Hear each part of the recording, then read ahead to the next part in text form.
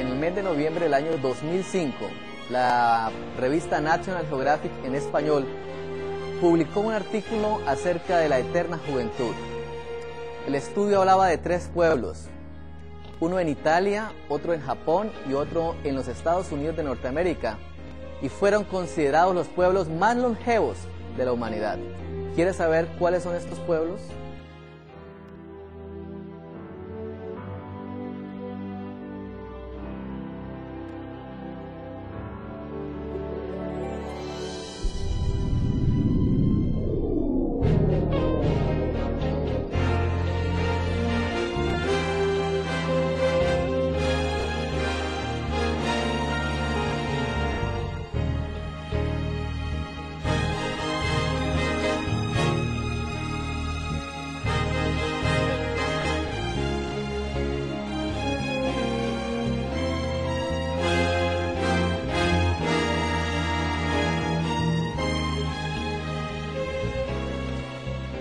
En el libro de Mateo, en el capítulo 24, a partir del versículo 38, dice lo siguiente: porque como en los días antes del diluvio estaban comiendo y bebiendo, casándose y dándose en casamiento hasta el día en que Noé entró el arca, y no entendieron hasta que vino el diluvio y se los llevó a todos, así también será la venida del Hijo del Hombre.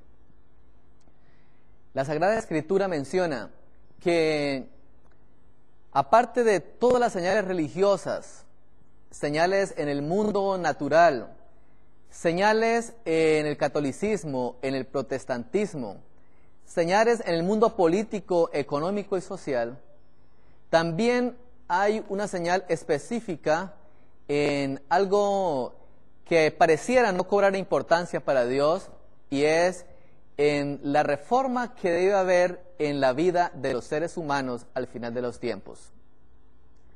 La Escritura menciona a través de palabras de nuestro Señor Jesucristo que condiciones similares a las que vivió los antediluvianos antes del diluvio son condiciones similares que imperarán en la tierra al final de los tiempos. Nuestro Señor Jesucristo empieza mencionando 2 características especiales. La gente estará comiendo y bebiendo. En 1 Corintios, en el capítulo 10, el versículo 31, el apóstol Pablo nos amonesta de la siguiente manera: si pues coméis o bebéis o hacéis otra cosa, hacedlo todo para la gloria de Dios. Notemos que esas 2 palabras se usan frecuentemente en la Sagrada Escritura: comer y beber. Jesús también nos advirtió que en los últimos días la gente sería glotona y sería borracha. Y el apóstol Pablo también nos dice que ese tipo de personas no heredarán el reino de los cielos. ¿Por qué será tan importante para el Señor también pensar en nuestra alimentación y en todos aquellos hábitos que hacen parte de nuestra vida común? Debe ser de vital importancia entonces para nuestra espiritualidad si el Señor nos ha amonestado acerca de esto. En el libro de Daniel, en el capítulo 1, antes de que Dios revelara las grandes profecías a Daniel, se encuentra registrada la caída del del reino de Judá por parte del imperio de Babilonia. Dice Daniel, el capítulo 1, que dentro de ese grupo de cautivos que el rey llevó hasta Babilonia, iban 3 hebreos. Dice el versículo 4, muchachos en quienes no hubiese tacha alguna, de buen parecer, enseñados en toda sabiduría, sabios en ciencia y en buen entendimiento, e idóneos para estar en el palacio del rey, y que les enseñasen las letras y la lengua de los caldeos. Y les señaló el rey ración para cada día de la provisión de la comida del rey y del vino que él bebía, y que los criase durante 3 años, para que al fin de ellos se presentasen delante del rey. Nuevamente notamos las mismas 2 palabras: comida y bebida. Ahora, a estos 3 jóvenes el rey decide darles de lo que él comía y de lo que él bebía. Cuando estudiamos las costumbres antiguas de los babilonios, ellos comían toda clase de animales y permanecían constantemente en borracheras. En Daniel el capítulo 5 se nos dice que en una ocasión de esas, Belsasar mandó a traer todos los utensilios del templo de Dios para gastarlos en aquella comida y banquete que organizó. Dice el capítulo 5, el versículo 1, el rey Belsasar hizo un gran banquete a 1000 de sus príncipes y en presencia de los 1000 bebía vino. Belsasar, con el gusto del vino, mandó que trajesen los vasos de oro y de plata que Nabucodonosor su padre había traído del templo de Jerusalén, para que bebiesen en ellos el rey y sus grandes, sus mujeres y sus concubinas.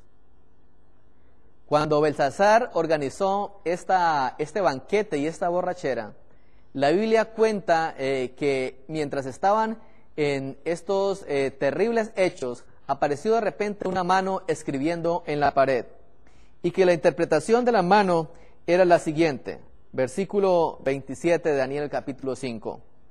Pesado has sido en balanza y fuiste hallado falto.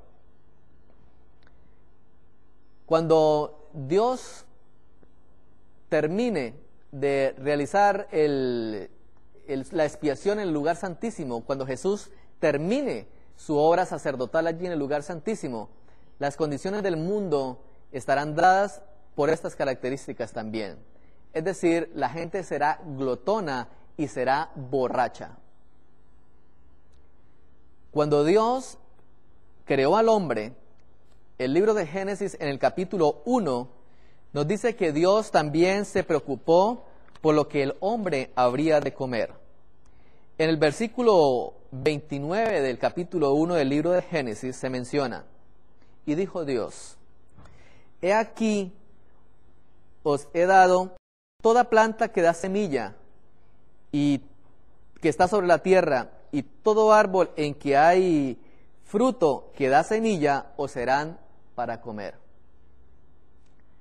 La alimentación que Dios le dio a los seres humanos en un comienzo fue una alimentación completamente vegetariana. El consumo de la carne no estaba en los planes de Dios. La muerte aún no había entrado al mundo. El pecado no había llegado al corazón del ser humano. Por tanto, no podía el hombre entonces matar animales para que fueran parte de su alimentación. Después de que el hombre pecó, también Dios permite que se introduzcan un poco más de alimentos en el régimen del ser humano, y dice en el capítulo 3, el versículo 18, espinos y cardos te producirá y comerás plantas del campo. Sin embargo, a pesar de que ahora Dios también permite no solamente comer semillas y frutas, sino también plantas del campo, la alimentación del hombre siguió siendo primariamente vegetariana. Es interesante entonces notar por qué los seres humanos antes del diluvio tenían características muy particulares y que es de suprema importancia que nosotros entendamos. En el libro Consejos sobre Salud se menciona lo siguiente: a medida que nos acercamos al final de la historia de esta tierra, prevalecen el egoísmo, la violencia y el crimen como en los días de Noé. Y la causa de esto es la excesiva complacencia de los apetitos y de las pasiones. Se necesita especialmente en este tiempo una reforma en los hábitos de vida a fin de preparar un pueblo para la venida de Cristo. El Salvador mismo advierte a su iglesia: mirad también por vosotros mismos que vuestros corazones no se carguen de glotonería y la embriaguez y de los afanes de esta vida, y venga de repente sobre vosotros aquel día. Noten la advertencia que nos da el Señor Jesús para estos últimos días. Ahora es interesante que nosotros miremos cómo eran los hombres antes del diluvio. La Biblia menciona que antes del diluvio la gente era de gran estatura. En el libro de Génesis, en el capítulo 6, la palabra de Dios dice de la siguiente forma, Génesis 6, versículo 4. Habían gigantes en la tierra en aquellos días. Habían gigantes en la tierra. Es decir, los hombres eran de gran estatura. La mayor estatura que se registra en la Sagrada Escritura, la encontramos nosotros registrada en el libro de Deuteronomios, en el capítulo 3. Y vamos a leer el versículo 11. Dice la Escritura, porque únicamente Og, rey de Basán, había quedado el resto de los gigantes. Su cama, una cama de hierro, no está en Rabá de los hijos de Amón. La longitud de ella es de 9 codos y su anchura de 4 codos, según el codo de un hombre. Qué interesante que este hombre medía 9 codos de altura. Un codo bíblico más o menos corresponde a una longitud entre 45 centímetros y 50 centímetros de la longitud actual. Es decir, una cama de 9 codos es una cama de cerca de un poquito más de 4 metros. Este gigante medía entonces cerca de 4 metros. Hoy las leyes de la genética descubiertas por Mendel hace ya cerca de un siglo atrás nos han enseñado que las características de los seres humanos, color del cabello, color de los ojos y también su estatura, también vienen codificadas a través de nuestros genes. Es decir, que si un poco después del diluvio aún habían hombres de esta estatura, quiere decir que hubo un hombre original, un patrón original del cual vinieron los demás, que debió haber medido lo mismo o un poco más. No cabe duda entonces de que Adán, cuando salió de las manos del Creador, midió cerca de 4 metros. También hemos notado de que siempre el hombre ha sido en estatura un poco mayor que la mujer. Podríamos entonces también pensar que Eva era un poco menor que Adán, pero también era una mujer de gran estatura. Cuando Dios mandó a construir el arca a Noé, la Biblia registra que Dios le dio unas características especiales al construir el arca, y la Biblia menciona las medidas del arca. Dice el capítulo 6 del libro de Génesis, el versículo 15, y de esta manera la harás, de 300 codos la longitud del arca, 50 codos su anchura y de 30 codos su altura.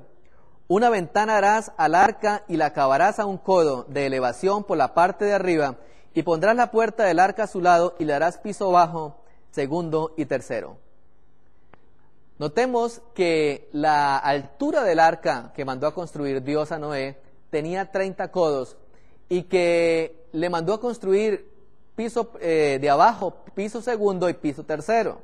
Es decir, cada uno de esos pisos medía cerca de 10 codos. Y notemos que la altura del hombre era cerca de 9 codos. Es decir, perfectamente en el arca cabían entonces los hombres antediluvianos, hombres que eran gigantes.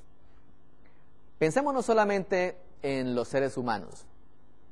Pensemos que si los hombres tenían este gran tamaño, los animales de aquel tiempo también debieron ser de gran tamaño, como lo era toda la naturaleza. En el libro de Josué encontramos la historia que cuando Josué manda a los espías a Canaán, a la tierra donde Dios los iba a enviar, les mandó que trajesen una muestra de los frutos de aquella nación. La Biblia menciona también que los espías llegaron atemorizados porque vieron gigantes y trajeron también una muestra de uno de los frutos. Y la Biblia menciona que era un racimo de uvas, pero que ese racimo de uvas lo trajeron entre 2 personas. cuando la naturaleza salió de las manos del Creador, era perfecta. Y de pronto no era el tamaño en que nosotros vemos hoy las cosas. Los hombres eran de gran estatura, los animales eran grandes animales y los frutos eran grandes frutos. No es de extrañarnos por qué hoy en las excavaciones encontramos también grandes animales, encontramos grandes árboles que han venido produciendo en la tierra lo que nosotros conocemos hoy como el petróleo, y que todos estos fósiles entonces nos indican que en la antigüedad la naturaleza debió ser de una manera diferente. Sin embargo, Satanás ha querido nosotros hacernos creer una cosa diferente a través de la teoría de la evolución, haciéndonos creer que esos grandes animales existieron millones de años atrás antes de la aparición del hombre. Pero nunca la Escritura contradice la ciencia. Por el contrario, la Biblia afirma que las cosas que la ciencia hoy ha descubierto fueron verdaderas. Sin embargo, la falsamente llamada ciencia que ha inculcado Satanás en muchos de los pensadores del mundo contemporáneo ha llevado a realizar teorías muy peligrosas y que lo único que han hecho es hacer que el hombre se olvide de las manos del Creador. No solamente el hombre era de gran estatura, también el ser humano en aquel tiempo era muy longevo.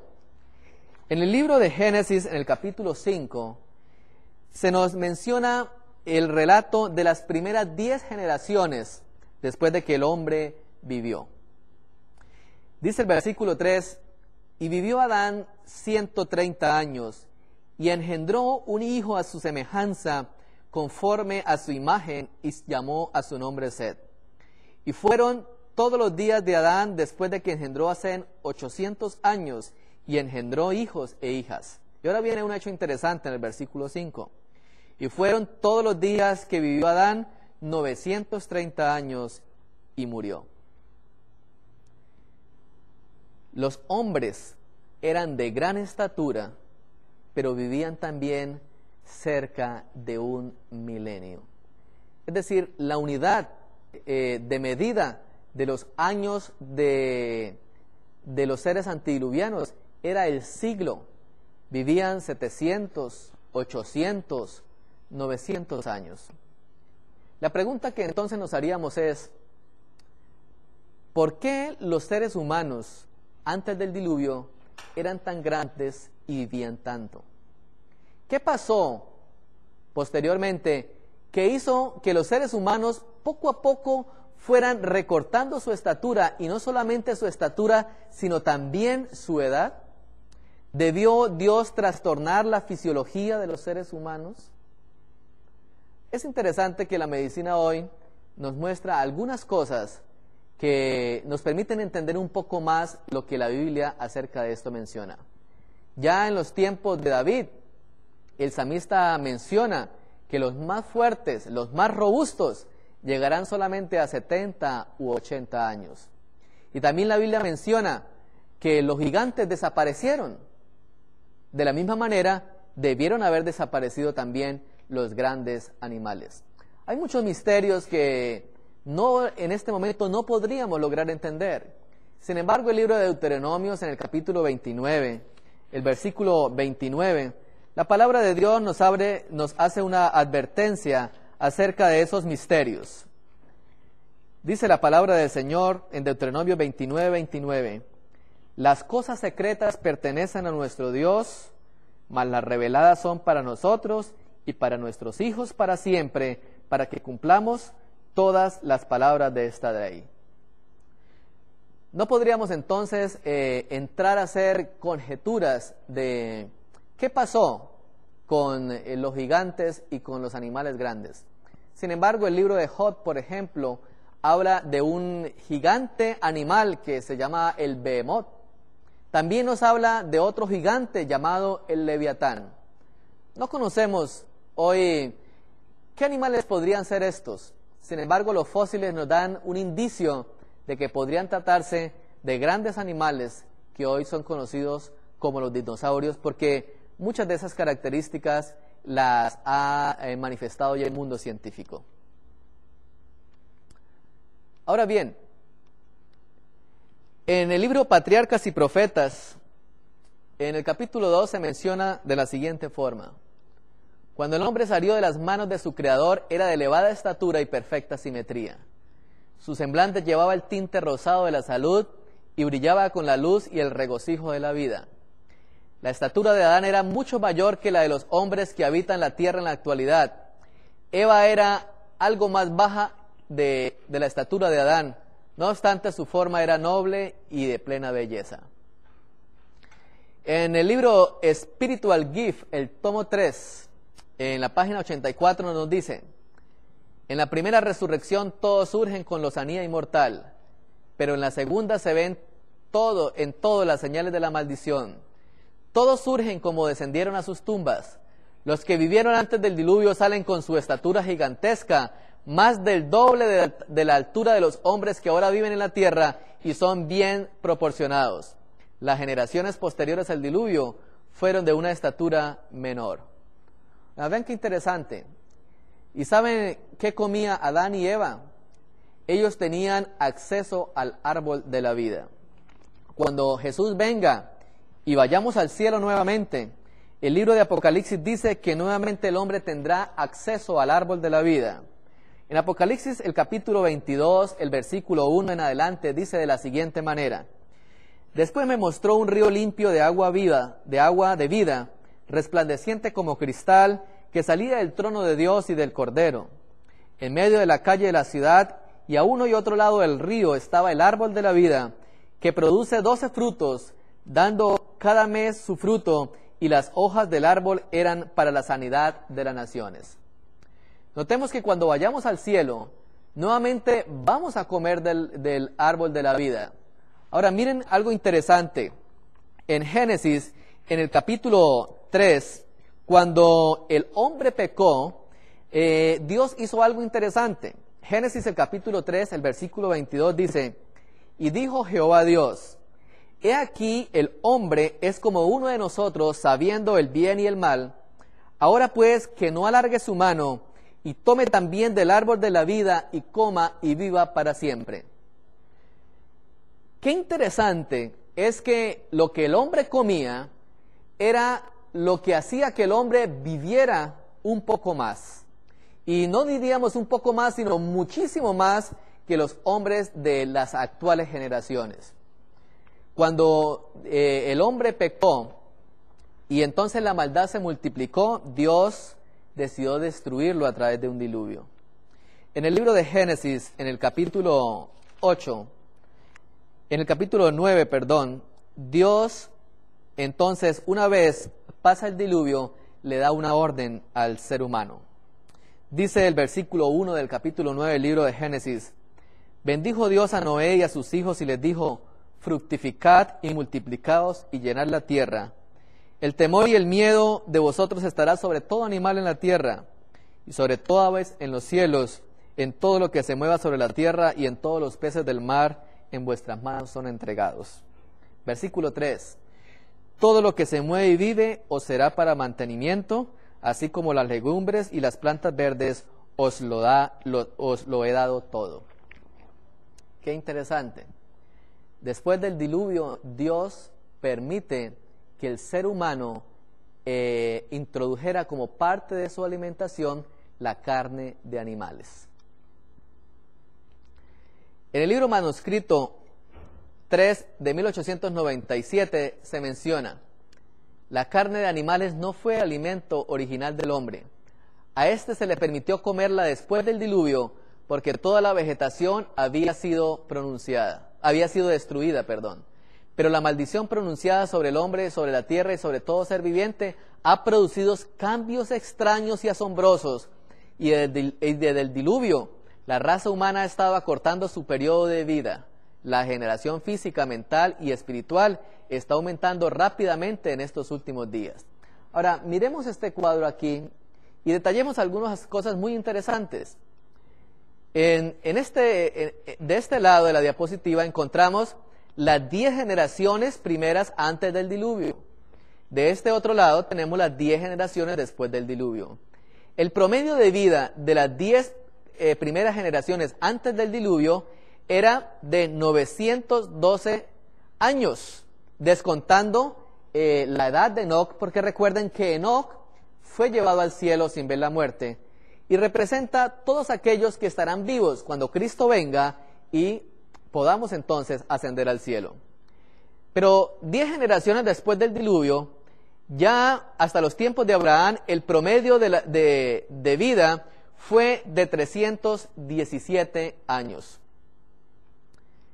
Nuevamente se vuelve a decir, en esa forma se revelaron a Adán importantes acontecimientos que se producirían en la historia humana desde el tiempo en que fue pronunciada la sentencia divina en el Edén hasta el diluvio y desde allí hasta el primer advenimiento del Hijo de Dios. Se le mostró que si bien el sacrificio de Cristo tendría suficiente valor para salvar a todo el mundo, muchos escogerían una vida de pecado más bien que de arrepentimiento y obediencia. Los crímenes aumentarían en las generaciones sucesivas y la maldición del pecado pesaría cada vez más sobre la raza humana, las bestias y la tierra. La vida del hombre sería cortada por su propio pecado, disminuirían su estatura y resistencia física, así como su poder intelectual y moral, hasta que el mundo se llenase de toda clase de miserias. Dios permitió el consumo de carne no solamente porque no había nada más que comer, porque hay otro relato en la Escritura, en el libro de Éxodo, que nos menciona una lección muy interesante. Cuando el pueblo de Israel salió de Egipto, Dios quería enseñarle dos cosas. La primera era aguardar el día de reposo. Por eso Dios les envió el maná y ellos tenían que permanentemente estar recogiendo el maná. Pero el sexto día, que era el día de la preparación, tenía que coger 2 raciones de maná, porque en el séptimo día no iba a caer maná del cielo, dice en Éxodo el capítulo 16. Es decir, era el día del Señor y en ese día Dios obraba milagrosamente. Si el pueblo de Israel recogía maná para el siguiente día, en cualquiera de los otros días de la semana, el maná amanecía dañado al siguiente día. Pero en el día del sábado no ocurría eso. Dios estaba dándoles una lección a los antiguos acerca de la importancia de la fidelidad en este día. Pero también el pueblo de Israel se cansó con el tiempo de comer maná. Ahora, si Dios alimentó de manera milagrosa al pueblo de Israel cuando salió de Egipto, ¿por qué no alimentó de manera milagrosa también a Noé y a su familia? La Biblia menciona que los hombres que salieron de Egipto fueron más de 600,000 y sin embargo Dios los alimentó de manera milagrosa. Los hombres que se salvaron después del diluvio solamente fueron 8. Noé, su esposa, sus 3 hijos y sus 3 nueras. Hubiese sido para Dios más fácil poder alimentar a estos hombres con maná. Sin embargo, en cierta ocasión, los israelitas se cansaron de comer maná y le pidieron a Dios que les enviara algo diferente de comer. Así que el registro bíblico dice que ellos querían comer carne y que Dios entonces les dijo, bueno, voy a enviarles carne. Y en aquella ocasión Dios mandó un viento que soplase y miles de codornices llegaron ante el campamento de Israel. Pero lo más interesante es que la Escritura menciona que no estaba aún la carne en sus dientes cuando vino la enfermedad. Dios se preocupa por la salud de sus hijos. Se preocupó por la salud de Daniel. En el libro de Daniel, en el capítulo 1, la inspiración nos vuelve a mencionar qué pasó entonces con Daniel. ¿Qué pasó con la alimentación de Daniel y qué efecto produjo la alimentación que escogió Daniel? Dice en Daniel el capítulo 1, el versículo 8. Y Daniel propuso en su corazón no contaminarse con la porción de la comida del rey, ni con el vino que él bebía. Por tanto, pidió al jefe de los eunucos que no se le contaminase. Versículo 9. Y puso Dios a Daniel en gracia y en buena voluntad con el jefe de los eunucos y le dijo: temo a mi señor el rey, que señaló vuestra comida y vuestra bebida. Pues luego que él vea vuestros rostros más pálidos que el de los muchachos que son semejantes a vosotros, condenaréis para con el rey mi cabeza. Entonces dijo Daniel a Melzar, que estaba puesto por el jefe de los eunucos sobre Daniel: te ruego, haga la prueba con tus siervos por 10 días y nos des legumbres a comer y agua a beber. Compara luego nuestros rostros con los rostros de los muchachos que comen de la ración de la comida del rey, y haz después con tus siervos según veas. Durante 10 días, Daniel y sus compañeros decidieron mantenerse fieles al Señor. Solamente tomaron agua y comieron legumbres. El jefe de la guardia estaba muy temeroso por cuál iba a ser el resultado. Pensó que aquellos jóvenes que estaban comiendo de la comida del rey iban a ser mejores que esos 3 jóvenes que solamente comían legumbres y tomaban agua. Sin embargo, la Biblia menciona lo siguiente, versículo 15, Daniel capítulo 1. Y al cabo de los 10 días pareció el rostro de ellos mejor y más robusto que el de los otros muchachos que comían de la porción de la comida del rey. Así pues, Melzar se llevaba la porción de la comida de ellos y el vino que había de beber, y les daba legumbres. Qué interesante. Durante estos 10 días, esta alimentación que escogió Daniel y sus 3 compañeros les permitió más entendimiento, les permitió más sabiduría, y Daniel llegó a ser el segundo en el reino de Babilonia. Dios nos está dando una lección. Nuestra alimentación también tiene que ver con nuestra capacidad intelectual, tiene que ver con nuestra espiritualidad, tiene que ver con nuestra relación con Dios, y por eso Dios se preocupa tanto para esta última generación. De la misma manera, Dios estableció principios para que el ser humano tuviera entonces una alimentación que fuera también de provecho físico. Ahora, hoy en día, la ciencia ha descubierto algo que se llama los radicales libres. Los radicales libres son moléculas inestables. Perdieron un electrón y son altamente reactivas. Su misión es la de remover el electrón que les hace falta de las moléculas que están a su alrededor para obtener su estabilidad. La molécula atacada, que ahora no tiene un electrón, se convierte entonces en un radical libre, y de esta manera se inicia una reacción en cadena que daña muchas células y pueden ser indefinidas si los antioxidantes no intervienen. Es decir, los radicales libres son quienes producen el envejecimiento celular. Los seres humanos envejecen porque hay radicales libres que atacan nuestras células, y que ese problema que hay allí a nivel de nuestras moléculas es bloqueado por unas sustancias que se llaman antioxidantes. Ahora, en noviembre del año 2005, la National Geographic publicó este artículo. Esta es la carátula de la revista en aquel tiempo. Se llamó En busca de la eterna juventud. Y hay algunas cosas interesantes allí. El artículo publica que hay 3 grupos de personas que se consideran la gente que es más longeva aquí en la Tierra. Es decir, son los que más años de vida tienen aquí en la Tierra. Y entre esos 3 grupos, vamos a leer quiénes eran. Hay datos muy interesantes acá.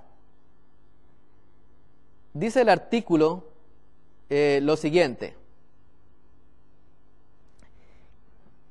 ¿creería que usted puede agregarle 10 años a su vida? Hace la introducción el artículo con esta pregunta. Una vida larga y saludable no es un accidente. Comienza con buenos genes, pero también depende de los buenos hábitos que tenga. Según los expertos, si se adopta el estilo de vida correcto, existen muchas probabilidades de que se pueda vivir un decenio más. Es decir, fíjense nuestra alimentación está directamente relacionada con el aumento y la prolongación de nuestra existencia. Dice, en los últimos años los investigadores han escudriñado el mundo para buscar los secretos de una larga vida. En Cerdeña, en Italia, un equipo de demógrafos encontró un foco de longevidad en los pueblos montañeses donde los hombres llegan a los 100 años en una proporción asombrosa. En las islas de Okinawa, en Japón, otro equipo examinó a un grupo de personas que se encuentran entre quienes más han vivido en la Tierra. Y en Loma Linda, California, los investigadores estudiaron a un grupo de adventistas del séptimo día que se distinguían por su longevidad. Los habitantes de estos tres lugares producen el porcentaje más alto de centenarios, padecen una fracción de las enfermedades que normalmente matan a las personas en otras partes del mundo industrialmente avanzado y disfrutan de una mayor cantidad de años de vida saludable. Qué interesante que la ciencia hace 2 años nos dice que la alimentación está directamente relacionada con la disminución de las enfermedades y con la prolongación de nuestra vida. Ahora, ¿dónde hay radicales libres? La ciencia nos dice lo siguiente: el problema para nuestra salud se produce cuando nuestro organismo tiene que soportar un exceso de radicales libres durante años, producidos mayormente por contaminantes externos que penetran en nuestro organismo producto de la contaminación atmosférica, el humo del cigarrillo que contiene hidrocarburos aromáticos polinucleares, así como aldehídos que producen distintos tipos de radicales libres en nuestro organismo. El consumo de aceites vegetales hidrogenados tales como la margarina y el consumo de ácidos grasos trans como los de las grasas de la carne y de la leche también contribuyen al aumento de los radicales libres. Qué interesante. Todo lo que Dios estipuló como que no debíamos comer es lo que produce hoy el envejecimiento. Las grasas, las carnes y contaminantes como por ejemplo el humo del cigarrillo, incluiríamos también ahí entonces el tabaco. El informe de la Sociedad Americana del Cáncer en el año de 1996 dice lo siguiente: constantemente ocurren daños a los tejidos por la inducción de oxígeno como resultado del normal metabolismo, siendo que tales daños están asociados con el aumento del riesgo de cáncer. Se recomiendan los nutrientes antioxidantes que están considerados a proteger contra el cáncer. Los nutrientes antioxidantes incluyen la vitamina C, la vitamina E, el selenio y los carotenoides. Los estudios sugieren que las personas que comen más frutas y verduras que contienen estos antioxidantes tienen un bajo riesgo de adquirir cáncer. La Sociedad Americana nos dice a nosotros entonces que los antioxidantes son un medio para que las personas disminuyan el riesgo de contraer cáncer. El cáncer está aumentando vertiginosamente en los últimos años. Diariamente hacemos diagnósticos de cáncer de diferentes tipos: cáncer de estómago, cáncer de pulmón, cáncer de útero, cáncer de mama, cáncer de páncreas, cáncer de colon, y esto está aumentando vertiginosamente, todo tipo de leucemias, y los científicos, la ciencia moderna nos está diciendo que la principal causa de esto viene por la alimentación. Ahora, fijémonos qué alimentos traen antioxidantes. Los antioxidantes se clasifican principalmente en 3 grupos: los exógenos, los endógenos y los cofactores. Los exógenos está la vitamina E, la vitamina C, el betacaroteno y los flavonoides. En los endógenos está el glutatión, la coenzima Q, el ácido tióctico, los superóxidos, la catalasa, el glutatión. Y en los cofactores está el cobre, el zinc, el manganeso, el hierro y el selenio. De pronto, estos nombres no son muy conocidos para nosotros, pero miremos en dónde están estos tipos de antioxidantes. Por ejemplo, la vitamina A está presente en la zanahoria, en el mango, en el tomate, en el melón, en el melocotón, en las espinacas. La vitamina E en el aguacate, en los brócolis, en las moras, en las espinacas, en los espárragos. La vitamina C en las grosellas, en el limón, en los kiwis, en las fresas, en el coliflor, en el col, en las naranjas, en los tomates, en el nabo y en los melones. Es decir, que lo que Dios nos había dado en un principio como la alimentación para el ser humano era la alimentación correcta. Dios fue nuestro artífice, maestro y constructor. Dios formó con sus propias manos el cuerpo del hombre, dice la Escritura. Conoce muy bien cada uno de los mecanismos que ocurren en nuestro metabolismo interior. Sabe cómo va todo nuestro sistema endocrino funcionando perfectamente. Sabe entonces también Dios qué era lo mejor para que el hombre comiera desde un principio.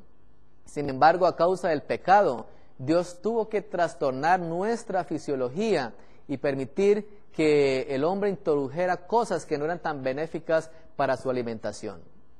Muy pronto, la muerte será erradicada finalmente de nuestro planeta. Iremos al cielo y ya habíamos leído, vamos a volver a retomar el propósito de Dios en un comienzo. Por eso la advertencia de nuestro Señor Jesucristo es que tenemos que esta última generación tiene que hacer cambios importantes en su manera de comer. Ahora, algo interesante acá. Hoy en día, la pirámide de la alimentación se ha invertido un poco. Y normalmente debiéramos entonces nosotros comer más frutas, más vegetales, comer también legumbres oleaginosas y por último comer menos grasas, azúcares. Sin embargo, la pirámide de hoy se ha invertido de esta manera y la gente come menos frutas, menos cereales, comen un poco más de legumbres y lácteos y comen muchos almidones, carnes y grasas. Es decir, Satanás siempre ha tratado de ir en contra del proceso que Dios ha instaurado para beneficio de los seres humanos. El profesor Carlos Salas termina entonces su disertación diciendo, en resumen, si queremos evitar el envejecimiento y las enfermedades causadas por el exceso no controlado de radicales libres en nuestro cuerpo, tenemos que llevar una vida sana, no consumir cigarrillos y tener una dieta libre de grasas saturadas y ácidos grasos trans que puedan aumentar el colesterol malo y formar colesterol oxidado que contribuye a la arteriosclerosis. La salud de nuestro cuerpo depende de la salud de nuestras células. Mantengamos nuestras células sanas y evitemos los radicales libres. Qué interesante.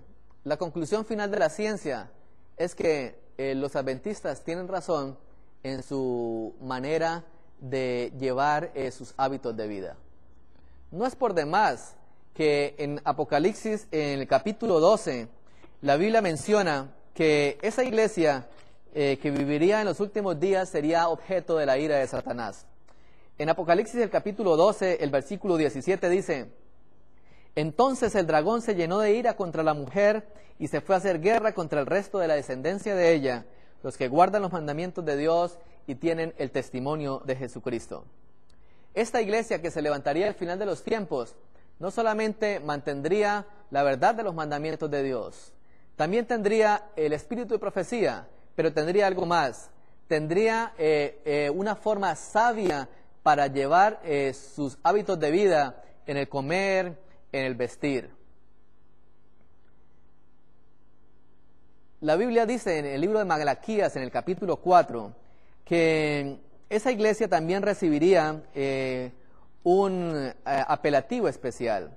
Dice el versículo 5, he aquí yo os envío el profeta Elías antes que venga el día de Jehová grande y terrible. La iglesia de los últimos días se le conoce también como el Elías que había de venir. En la Escritura se menciona que han existido también dos Elías en la antigüedad. El primer Elías es Elías el Tisbita. Y Elías Tisbita se caracterizaba porque comía y se vestía de manera diferente a toda la nación apóstata de Israel. En los tiempos de Jesús existió un segundo Elías que se conoció como Juan el Bautista. Cuando los discípulos le preguntaron a Jesús acerca de Juan el Bautista, él dijo, este era Elías el que había de venir. Sin embargo, también Juan tenía características especiales en su manera de comer y en su manera de vivir. De la misma manera, el pueblo de Dios que viva en los últimos días de la historia de la humanidad debe ser un pueblo que practique una reforma en sus hábitos de vida ante el mundo. Por eso Dios nos invita a que abandonemos toda forma de cigarrillo, toda forma de tabaco, que no bebamos y comamos con los borrachos, porque los borrachos no entrarán en el reino de los cielos, que tampoco participemos en glotonerías, y sobre todo, Dios quiere que el pueblo que viva en los últimos días de la historia de la humanidad pueda ser un pueblo sano. Hemos visto que cosas terribles vendrán sobre la tierra.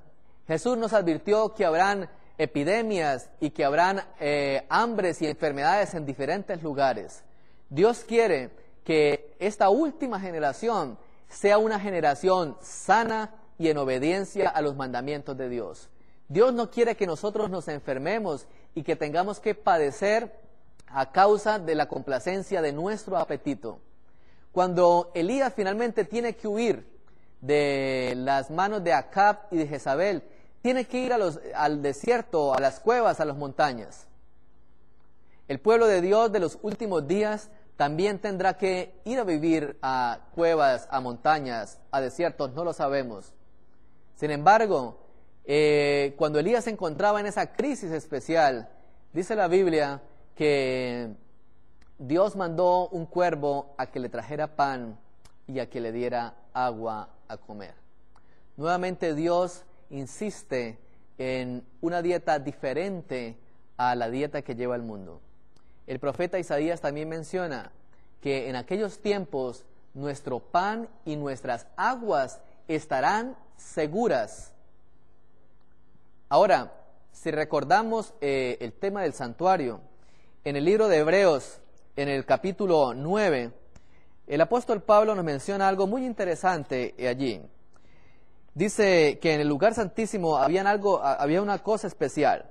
Dice el versículo 3, tras el segundo velo estaba la parte del tabernáculo llamada el lugar santísimo, el cual tenía un incensario de oro y el arca del pacto cubierta de oro por todas partes, y en la que estaba una urna de oro que contenía el maná, la vara de Aarón que reverdeció y las tablas del pacto. El maná que está en el lugar santísimo nos recuerda también que el pueblo de Dios que viviera en el tiempo en el que el lugar santísimo estuviera como parte del mobiliario en plena actividad, también sería un tiempo en el que nosotros deberíamos recordar el maná. Es decir, un tiempo en el cual nosotros deberíamos entonces recordar que debemos hacer una reforma en nuestras vidas y en nuestros hábitos. Ahora, es interesante notar que también los hombres en aquel tiempo eran muy altos. Hoy en día sabemos que durante el sueño se producen dos importantes hormonas. Una de estas hormonas es conocida como la hormona del crecimiento y otra como la cortisona. La hormona del crecimiento se activa principalmente durante el sueño antes de la medianoche.